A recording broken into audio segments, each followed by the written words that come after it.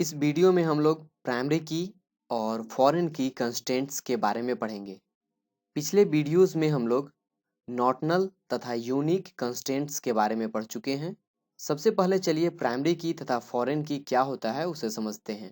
Primary की table के हर records को यूनिकली आइडेंटिफाई करता है। प्राइमरी की हमेशा यूनिक वैल्यू एक्सेप्ट करता है तथा प्राइमरी की कॉलम नल नहीं रह सकता है। हर टेबल में प्राइमरी की होना चाहिए तथा एक टेबल में एक ही प्राइमरी की हो सकता है, एक से ज़्यादा प्राइमरी की नहीं हो सकता है। अब चलिए हम लोग फॉरेन की समझते हैं। किसी टेबल का फॉरेन की किसी दूसरे टेबल के प्राइमरी की को पॉइंट करता है। फॉरेन की नल रह सकता है, फॉरेन की डुप्लीकेट भी हो सकता है, लेकिन फॉरेन की हमेशा वही वैल्यू एक्सेप्ट करता है जो पेरेंट टेबल में अवेलेबल हो। प्राइमरी की बनाने के लिए कॉलम नेम के साथ प्राइमरी की कीवर्ड का यूज़ करते हैं, लेकिन फॉरेन की बनाने के लिए कॉलम नेम के साथ हम लोग प्राइमरी की या जैसा फॉरेन की कीवर्ड का यूज नहीं बल्कि हम लोग रेफरेंसेस और पेरेंट टेबल का नाम यूज करते हैं। फॉरेन की हमेशा दो तरह से हम लोग बना सकते हैं। पहला तरीका टेबल क्वेरी के साथ ही हम लोग रेफरेंसेस और टेबल नेम दे करके बना सकते हैं, और दूसरे तरीका में हम लोग अलग से नेम्ड कंस्टेंट बनाएंगे, यानी उस कंस्टेंट का नाम बनाएंगे और बाद में हम लोग यदि जब जरूरत पड़े हम लोग उस कंस्टेंट को ड्रॉप भी कर सकते हैं, डिलीट भी कर सकते हैं। अब चलिए दो टेबल्स बनाते हैं। पहला टेबल पर्सन्स होगा जिसे हम लोग पेरेंट टेबल बोलेंगे। इस टेबल में पर्सन आईडी को प्राइमरी की बनाएंगे। दूसरा टेबल ऑर्डर्स टेबल होगा जिसे हम लोग चाइल्ड टेबल भी बोल सकते हैं। इस टेबल में एक कॉलम पर्सन आईडी रहेगा जो कि पर्सन्स टेबल के पर्सन आईडी कॉलम को रिफरेंस करेगा। अब चलिए हम लोग पर्सन्स टेबल बनाते हैं। इसके लिए हम लोग लिखेंगे क्रिएट टेबल पर्सन्स, और इसमें हम लोग लेंगे सबसे पहले पर्सन आईडी, नंबर होगा, और इसको हम लोग प्राइमरी की यहाँ पे हम लोग जोड़ देंगे। इससे पर्सन आईडी जो कॉलम हम लोग जो बना रहे हैं वो प्राइमरी की हो जाएगा। उसके बाद हम लोग नेम बनाएंगे। इसको हम लोग varchar 2 दे देते हैं और साइज हम लोग 15 दे देते हैं, और इसको हम लोग नॉटनल कर सकते हैं। नॉटनल ऑलरेडी हम लोग पिछले वीडियो में पढ़ चुके हैं। एक और हम लोग कॉलम बनाते हैं सिटी। इसको भी हम लोग varchar दे देते हैं 2 और साइज 10 दे देते हैं, और सेमी कोमा दे करके हम लोग इंटर करते हैं। आप देख सकते हैं पहला टेबल मेरा जो पर्सन्स टेबल था वो बन चुका है। यदि हम देखना चाहते हैं इस पर्सन टेबल का डिटेल्स तो हम लोग लिख सकते हैं DSC और पर्सन्स कर सकते हैं। और आप यहाँ देख सकते हैं पर्सन टेबल में हम लोग का 3 फील्ड है, यानी 3 कॉलम है। पहला है पर्सन आईडी जो कि नॉट नल है और नंबर है, क्योंकि ये नॉट नल अपने आप आया, हम लोग नॉट नल यहाँ डिफाइन नहीं किए थे, केवल डिफाइन किए थे प्राइमरी की। तो आप जानते हैं प्राइमरी की क्या होता है, नॉटनल होता है और यूनिक होता है। दूसरा कॉलम जो था वो नेम था। आप देख सकते हैं ये भी नॉटनल है क्योंकि हम लोग यहाँ नॉटनल डिफाइन किए थे, और varchar 15 साइज का है। तीसरा जो है वो सिटी है, varchar 2 10 साइज, वो भी आप यहाँ डिस्क्रिप्शन पर्सन टेबल का जो पर्सन टेबल का जो डिस्क्रिप्शन है उसमें आप देख सकते हैं। अब चलिए हम लोग दूसरा टेबल बनाते हैं, ऑर्डर्स टेबल। इसके लिए हम लोग लिखेंगे क्रिएट टेबल ऑर्डर्स, और इसमें सबसे पहला कॉलम होगा ऑर्डर आईडी, और ये होगा नंबर, और इसको भी हम लोग प्राइमरी की बना देते हैं। और फिर हम लोग बनाते हैं पर्सन आईडी। ध्यान रहे ये पर्सन आईडी में हम लोग का पर्सन्स टेबल का में भी है, तो यहाँ पे हम लोग लिखते हैं पर्सन आईडी और ये नंबर रहेगा।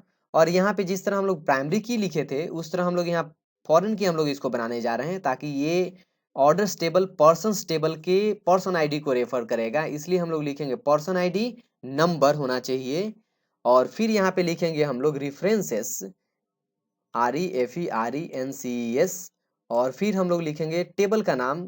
किस टेबल को रेफरेंस करेगा, तो पर्सन्स टेबल को। यहाँ पर्सन्स दे दिए, कॉमा देंगे। अब चलिए एक नया फील्ड इसमें बनाते हैं आइटम, जो कि varchar 2 होगा और साइज इसका 15 होगा, और सेमी कोमा देते हैं, इंटर करते हैं। हम लोग इसका भी डिटेल्स देख सकते हैं DSC ऑर्डर्स, और आप यहाँ देख सकते हैं ये भी क्या है, ऑर्डर आईडी जो है नॉटनल है और नंबर है। पर्सन आईडी है वो नंबर है, लेकिन ध्यान रहे पर्सन आईडी केवल नंबर नहीं है बल्कि ये रिफरेंस कर रहा है पर्सन टेबल के पर्सन आईडी को। और एक और फील्ड है आइटम जो कि varchar 2 15 साइज का है। तो ये जो पर्सन आईडी यहाँ पे है ये फॉरेन की बना, क्योंकि ये रिफरेंस कर रहा है पर्सन टेबल के पर्सन आईडी को।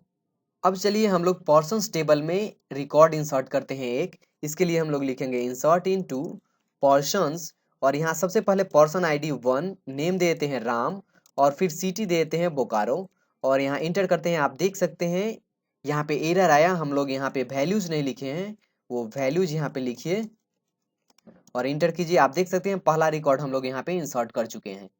तो यहाँ पे हम लोग जो वैल्यू इंसर्ट किए हैं इसमें 1 जो है वो पर्सन आईडी है, राम जो है वो नेम है, और ये जो बोकारो है वो सिटी है। ध्यान रहे यदि हम लोग फिर से इस वैल्यू को इंसर्ट करेंगे ये नहीं होगा, यहाँ पे एरर आएगा यूनिक कंस्टेंट, क्योंकि 1 जो है वो पहले से ऑलरेडी उस टेबल में अवेलेबल है, इसलिए दोबारा हम लोग 1 इसमें नहीं इंसर्ट कर पाएंगे। और यदि हम इसको चेंज कर दें 2 कर दें, राम को हम लोग सेम रहने दे सकते हैं, लेकिन हम लोग यहाँ चेंज कर देते हैं श्याम बोकारो। आप देख सकते हैं ये इंसर्ट हो जा रहा है, जब भी हम लोग आईडी चेंज किए इंसर्ट हो जा रहा है। अब चलिए हम लोग ऑर्डर्स टेबल में इंसर्ट करते हैं कुछ वैल्यू। आप यहाँ देख सकते हैं ऑर्डर्स टेबल में पर्सन आईडी जो है वो हम लोग फॉरेन की मार्क किए हैं। फॉरेन की बनाने के पीछे एक ही रीज़न, जो मेन रीज़न होता है वो होता है ताकि हम लोग ऐसा कोई रिकॉर्ड ना इंसर्ट कर दें जो पेरेंट में अवेलेबल ही ना हो। चलिए हम लोग ऑर्डर्स में इंसर्ट करते हैं। सबसे पहले हम लोग लिखते हैं इंसर्ट इनटू, टेबल का नाम ऑर्डर्स, और वैल्यूज देते हैं यहाँ पे सबसे पहले ऑर्डर आईडी, फिर हमको यहाँ पर्सन आईडी देना है, और फिर यहाँ पे हम लोग को देना है आइटम। यहाँ पे हम लोग कुछ आइटम देते हैं, कौन आइटम ऑर्डर हुआ, और यहाँ पे इंटर करेंगे। आप देख सकते हैं एक रिकॉर्ड क्रिएट हो गया। अभी चलिए हम लोग यहाँ पे जो पहला जो 1 है यहाँ पे वो क्या है, मेरा ऑर्डर आईडी है, इसलिए हम लोग इसको कुछ चेंज करेंगे 2, क्योंकि ये जो ऑर्डर आईडी है वो प्राइमरी की है इसका, और ये जो 1 है यहाँ पे वो फॉरेन की है। इसलिए यदि हम लोग यहाँ पे कोई दूसरा देंगे जैसे 2, या फिर 2 अवेलेबल है, यदि हम लोग 3 देंगे तो यहाँ पे ये एक्सेप्ट नहीं करेगा, यहाँ बोलेगा इंटीग्रिटी कंस्टेंट, यानी जो हम लोग 3 दे रहे हैं वो पर्सन टेबल में अवेलेबल नहीं है, यानी 3 नंबर पर्सन नहीं है। चलिए हम लोग सेलेक्ट करके देखते हैं, सेलेक्ट स्टिक्स फ्रॉम पर्सन्स, और आप देख सकते हैं यहाँ पे 3 पर्सन आईडी नहीं है, इसलिए ये एक्सेप्ट नहीं कर रहा है। यदि हम लोग 3 को 2 करेंगे ये एक्सेप्ट कर लेगा यहाँ पे, क्योंकि यहाँ पे 2 पर्सन आईडी अवेलेबल है। तो हम लोग फॉरेन की 2 तरह से बना सकते थे। जैसे पहला हम लोग बनाए हैं यहाँ पे टेबल में ही, हम लोग टेबल बना रहे थे जो ऑर्डर्स टेबल, इसी में हम लोग लिख दिए हैं पर्सन आईडी नंबर रिफरेंसेस, यानी हम लोग टेबल के साथ ही फॉरेन की डिफाइन कर दी है रिफरेंसेस की का यूज करके। यहाँ रेफरेंसेस के साथ हम लोग ऑन डिलीट कास्केड का भी यूज कर सकते थे, जो कि आप पिछले वीडियो में पढ़ चुके हैं। अब चलिए फॉरेन की के दूसरे तरीका जो कि हम लोग नेम्ड फॉरेन की बोलते हैं उसको हम लोग समझते हैं। इसके लिए सबसे पहले चलिए हम लोग जो ऑर्डर्स टेबल है इसको हम लोग ड्रॉप करते हैं, और फिर से हम लोग ऑर्डर्स टेबल बनाएंगे, और उसमें हम लोग रेफरेंसेस का यूज नहीं करेंगे, केवल हम लोग पर्सन आईडी नंबर फील्ड बना देंगे ऑर्डर्स टेबल में। इसलिए हम लोग लिखते हैं ड्रॉप टेबल ऑर्डर्स और इंटर करते हैं। अब चलिए फिर से हम लोग टेबल यहाँ बनाते हैं, ऑर्डर्स नाम का टेबल। उसके लिए लिखेंगे क्रिएट टेबल, और यहाँ पे हम लिखेंगे ऑर्डर्स, और फिर लिखेंगे यहाँ पे ऑर्डर आईडी, और ये नंबर है, और इसको प्राइमरी की बना देते हैं। और फिर बनाते हैं पर्सन आईडी। पर्सन आईडी जो पहले जो था वो हम लोग का रिफरेंस कर रहा था पर्सन टेबल के पर्सन आईडी को। यहाँ पे हम लोग रिफरेंसेस नहीं बल्कि केवल नंबर लिखेंगे।